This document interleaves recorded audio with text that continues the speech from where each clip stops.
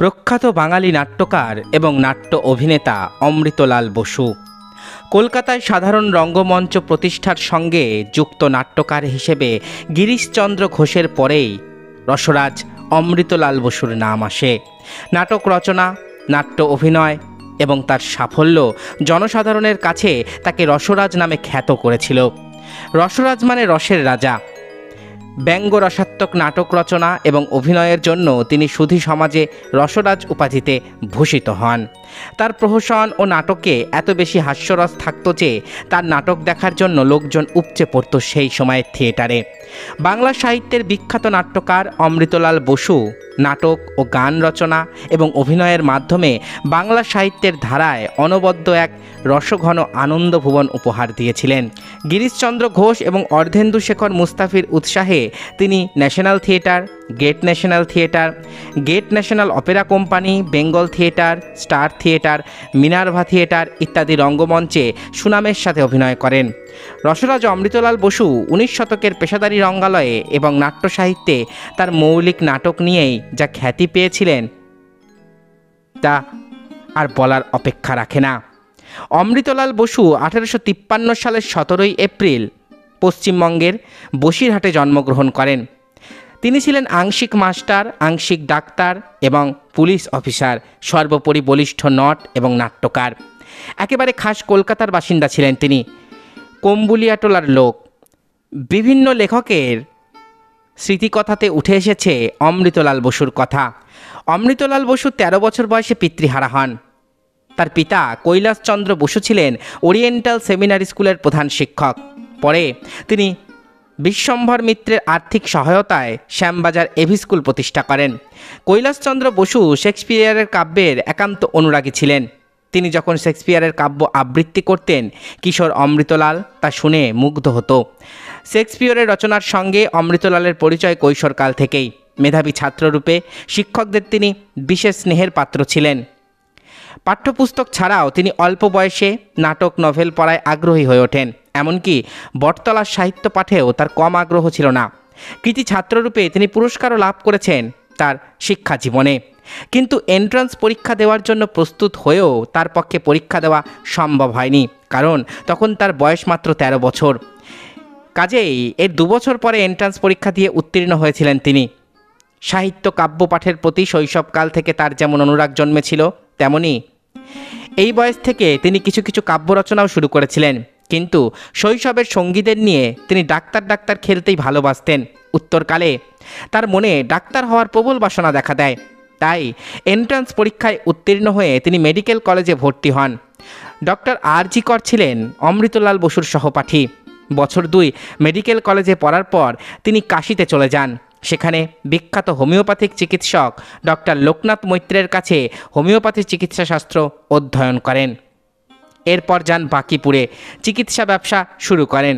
কিছুদিন পর চিকিৎসকের কাজ ছেড়ে দিয়ে শুরু করেন শিক্ষকতা তার ভালো না লাগায় চলে যান পোর্ট ব্লেয়ারে, সরকারি চিকিৎসক রূপে দায়িত্ব পালন করেন। এর কিছুদিন পরে সেই চিকিৎসকের কাজ ছেড়ে দেন, চলে আসেন পুলিশ বিভাগে যোগ দিতে। কিন্তু থিয়েটারের প্রতি প্রবল আকর্ষণের কারণে চাকরি ছেড়ে দিয়ে নাটক রচনা এবং অভিনয়ে মনোনিবেশ করেন অমৃতলাল বসু। এইভাবে আস্তে আস্তে নাটক রচনা এবং থিয়েটারে অভিনয় তার একমাত্র ধ্যান, জ্ঞান এবং নেশা হয়ে দাঁড়ায়। ফলে অল্প সময়ের মধ্যে অখ্যাত পুলিশ অফিসার অমৃতলাল বসু বঙ্গ রঙ্গমঞ্চের সেরা অভিনেতা, কুশলী মঞ্চাধ্যক্ষ, রসময় নাট্যকার এবং আকর্ষণীয় সঙ্গীত রচয়িতা হিসাবে বঙ্গজোড়া খ্যাতি অর্জন করতে সক্ষম হন। পুলিশের চাকরি ছেড়ে না দিলে বাংলা সাহিত্য হারাতো রসরাজ অমৃতলাল বসুকে। অমৃতলাল বসু নাটক লিখতেন এবং ফরমাইশি গানেরও যোগান দিতেন।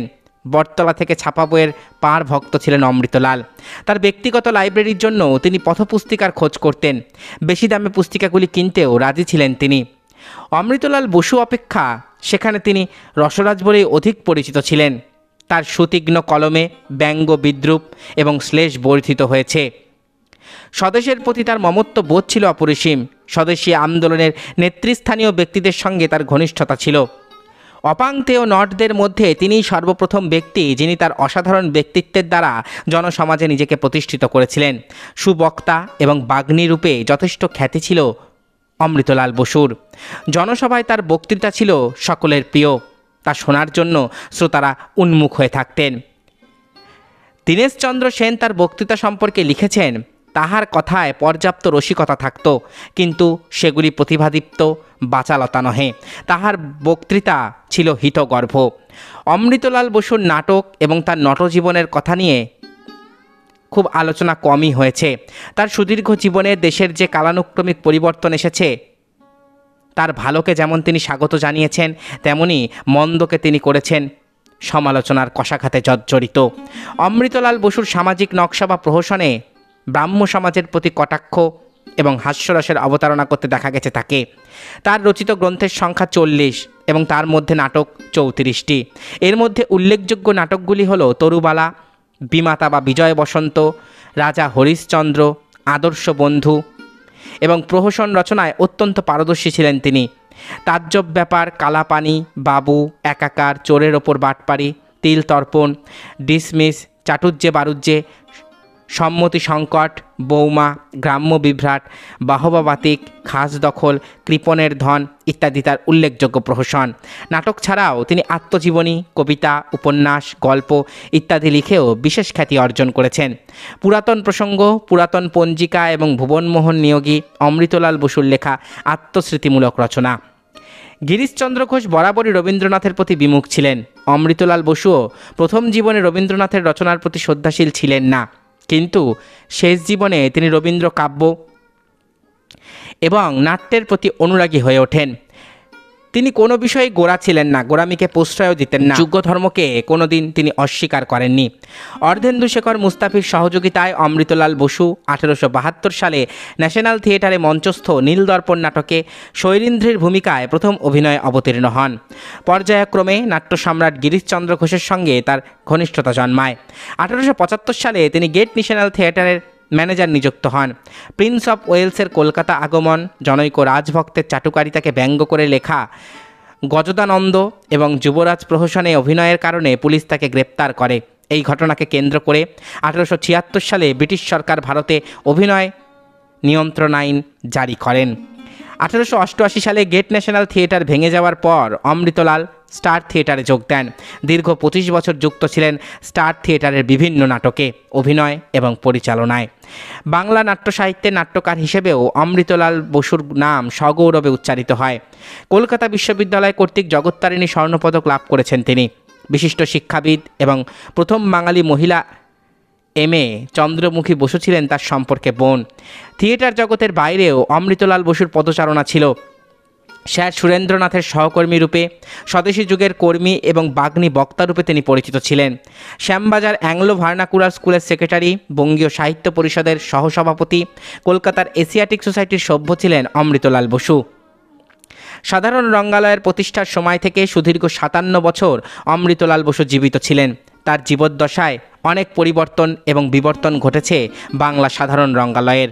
প্রাজ্ঞ অমৃতলাল তা লক্ষ্য করেছেন, তাকে স্বাগত জানিয়েছেন।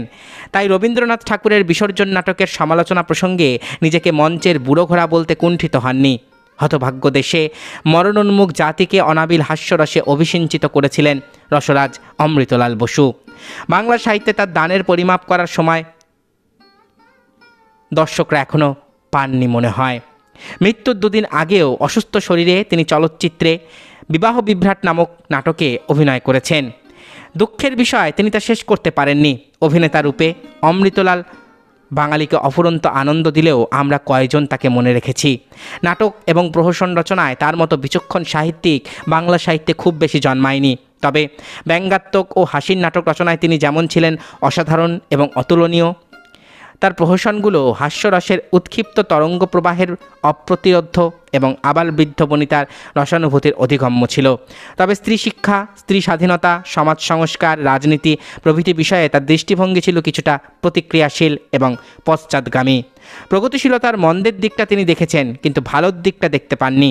এটি অনেক সমালোচক তার সংকীর্ণতার পরিচায়ক মনে করেন। তবে অনেক সমালোচকের মতে তিনি ছিলেন সত্যিকারের দেশপ্রেমিক, তাই দেশীয় উপায়ে প্রগতির পথে যেতে চেয়েছিলেন। 1929 সালের 2রা জুলাই মহান নাট্যকার পশ্চিমবঙ্গের কলকাতায় তার নিজ বাসভবন শ্যামবাজারের বাড়িতে মৃত্যুবরণ করেন। তার মৃত্যু সংবাদ বিভিন্ন পত্রপত্রিকায় প্রকাশিত হয়েছিল। এ হতভাগ্য দেশে মরণোন্মুখ জাতিকে অনাবিল হাস্যরসে অভিষিঞ্চিত করেছিলেন রসরাজ অমৃতলাল বসু। বাংলা সাহিত্যে তার দানের পরিমাপ করা আজ প্রয়োজন আছে। অমৃতলাল বসুর মৃত্যুর পরে নাট্যমঞ্চের যুগন্ধর অভিনেতা, নাট্য ব্যক্তিত্ব শিশির কুমার ভাদুরী তার সম্পর্কে বলেছিলেন, তিনি ছিলেন নটশ্রেষ্ঠ, নটনায়ক। তাই তিনি নটজাতিকে উন্নীত করবার চেষ্টা করেছেন। সমাজের কাছ থেকে তার সম্মান আদায় করে নিয়েছেন। এ কাজ আর কারো দ্বারা সম্ভব হয়নি। স্বয়ং গিরিশচন্দ্র পারেননি। তিনি সমাজের সঙ্গে সম্পর্ক ত্যাগ করেছিলেন, কিন্তু অমৃতলাল বসু সমাজের সঙ্গে মিশে নটের সম্মান আদায় করেছেন। অমৃতলাল বসু তার অসাধারণ ব্যক্তিত্ব দিয়ে নটকে জাতির আসনে উঠিয়েছিলেন। নাট্যাচার্য শিশির কুমার ভাদুরীর পরিপ্রেক্ষিতে নিঃসংশয়ে বলা যায়, আজ সমাজে একজন নটের যে সম্মান তা আদায় করে দিয়েছিলেন রসের কারবারি রসরাজ অমৃতলাল বসু। এতক্ষণ আপনারা শুনলেন বাংলার সাধারণ রঙ্গালয়ের অন্যতম প্রাণপুরুষ রসরাজ অমৃতলাল বসুর বর্ণময় জীবন বৃত্তান্ত। আশা করি ভিডিওটি আপনাদের ভালো লেগেছে। আমার চ্যানেলের ভিডিওগুলো যদি আপনাদের ভালো লাগে তাহলে অবশ্যই চ্যানেলটি সাবস্ক্রাইব করুন, পাশে থাকা বেল আইকনটি ক্লিক করে দিন, যাতে পরবর্তী ভিডিওর নোটিফিকেশান খুব তাড়াতাড়ি আপনাদের কাছে পৌঁছে যায়। আজকের মতো এখানেই শেষ করছি। ভালো থাকবেন সবাই। নমস্কার।